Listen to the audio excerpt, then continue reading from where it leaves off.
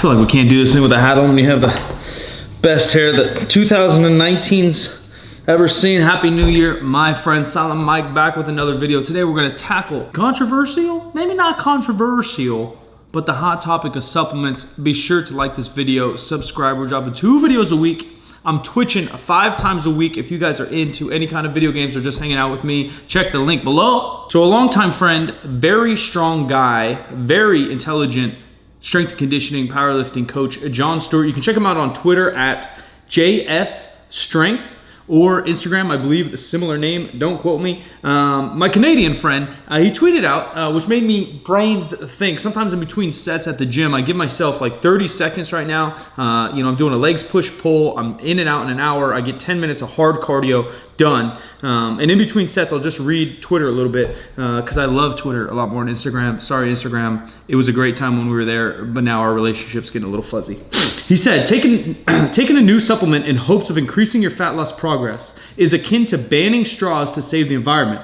While admirable, it's less than 1% of the big picture and won't make any noticeable difference in everything else isn't already in line. And I honestly, 99% agree with John here, except for that I don't even think if everything else is in line that it will make more than 1% difference. The only thing that is you could say is that if you have everything else in line, sleep, nutrition, hydration, everything, recovery, massages, whatever you think it is, which we don't even know what 100% is, that maybe supplements are then worth the money.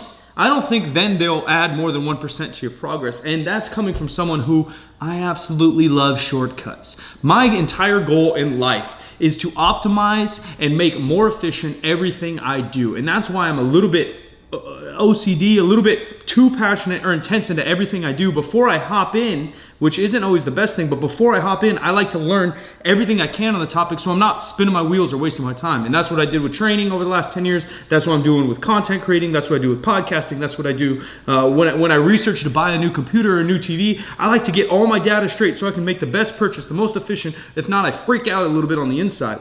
And so I absolutely love the idea of supplements. I've tried every supplement under the sun from ages, when I'm 30 now, when I was 18 to 23, 24, maybe even 26, I spent thousands of dollars on supplements that never once actually had an effect besides some caffeine light me up. Another quick shout out to examine.com. They are not affiliated with me whatsoever, but it's a highly, highly recommended website where you can check out any ingredient in any supplement, and then it gives you a basic rundown, a review of the studies it's been put through and whether it has any application, side effects, what kind of doses, what you're looking for in a supplement, if it's even worth your money, and the type of side effects you might have. Now with me, my best lifts in powerlifting are very, above average, but not great. I've spent a lot of time at this thing. I squatted 590, bench 405, and deadlifted 705, weighing around 220. And all of those were my best years of training.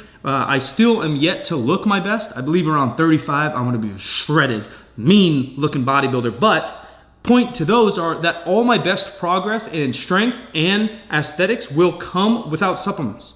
If you get your protein requirements in from food, sure, a protein powder is, you could argue it's food and not a supplement.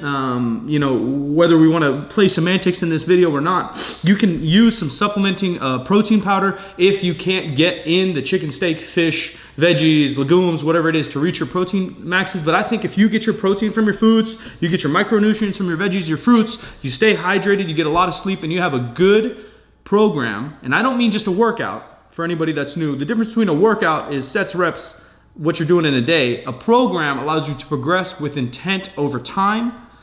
If you have those set in line, you're bound to have some success if you stay and play the long game. Now, consistency is gonna be number one, and I was super dialed in.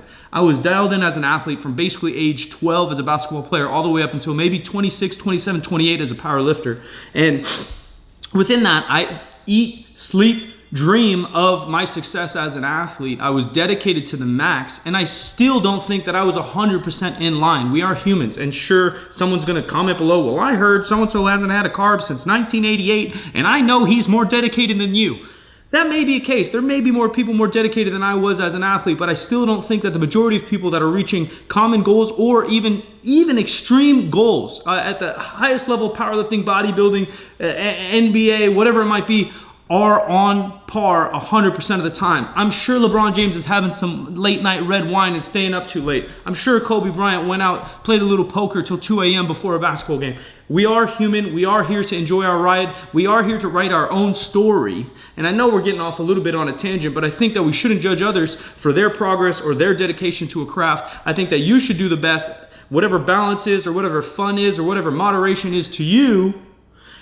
My point being is that supplements, beyond maybe a little caffeine to wake you up, maybe a creatine because it's very inexpensive if you buy it raw monohydrate, maybe some fish oils, maybe some vitamin D3. These are very inexpensive supplements and won't hurt your progress and maybe can add a little bit to your longevity and how you feel. You know, a lot of people, it's a super gloomy day here in Northern California. Yes, I live in California. No, it's not 70 degrees all the time. I'm in Northern California, very different climate. I know there's seasonal depression and some things that can help with vitamin D3 and other supplements for life rather than just how big your biceps get. So if those are something you need, for sure look into it, and it may be worth the dollar amount. They are less expensive than Nitro Super Pump 5000 to try to grow an inch on your biceps, which is probably never going to happen because an inch on your biceps is very difficult without performance enhancing drugs. On to the next topic of why you still see so many Instagrammers, YouTubers, whatever it might be, tweeters, the content creators, bloggers, pushing and preaching and talking about different supplements and all these things. Well, it's because one of two things. Most likely, 90% of them are getting paid or free product. And to the majority of these influencers, they may not understand business. They may be new to the game. They may have risen very quickly in their audience or influencers or fame on Instagram. They went from 10,000, now they have 150,000 people watching them. So they're having companies approach them from left and right, and they're getting $500, $2,000, maybe just free product, but they're so excited from this newfound soapbox that they're standing on that they get checks in the mail and new packages from a company that they used to read about in magazines, and now they're gonna promote it and shove it down your throat so they look better to this company, and one day hopefully get a contract that's worth less than 10 grand, that's worth less than the audience they have. But they feel so damn good about it, so they're gonna sell you supplements. And that's just the honest fact. Do a lot of really great athletes take supplements? Yes, perhaps. Are those athletes great because of the supplements? Absolutely not, and I'll argue anybody about that. There's no chance that Jerry Rice, LeBron James, Hafthor Bjornsson, Ray Williams, all these guys are not who they are because of the supplements they take, and that's just absolute fact. And if you believe otherwise, I'm very sorry for you. But they're shoving supplements down your throat as audience, as influencers, just to create more promotion so they can make money, belong to a team, wear the cool jacket, show up to the Olympia, shake hands and kiss babies at a booth. It's not because they believe in the product, or maybe it is because they believe in the product and I'm not giving them credit, but it's not because they're educated on the product, because the products absolutely just don't work. Now again, it's your money, it's your life, it's your routine, workout, lifestyle, whatever. Again, you got to write your story. If you want to basically throw your money down the drain and buy those supplements, by all means, do it. We have a saying around here, you do you, me do me. I'm just here to tell you to cut down the blanket that is here on the social media world that everyone's just happy dandy taking their little pre-workout and that's what's helping their 800 squat PR. It's absolutely dog, you know what. I'm trying not to curse in these things anymore. So, again, make your choices, but for me, I think you'd be better invested in a nice Brita water filter, a nice bed to sleep in, maybe a good coach, trainer, or program.